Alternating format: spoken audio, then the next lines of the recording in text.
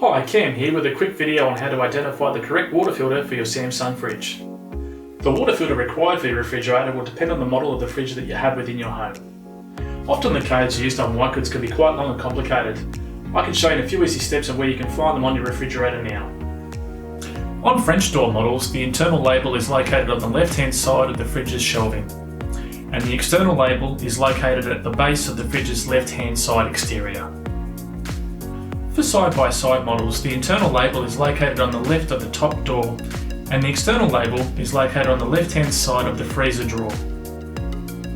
For combi fridges, the internal label is located on the inside left of the refrigerator, and the external label is located at the base of the left of the fridge. On single door fridges, the internal label is located on the inside left of the refrigerator, and the external label is located at the base on the left-hand side of the fridge.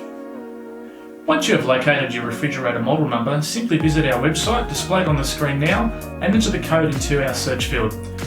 Once you've done this, you will be directed to the correct water filter product.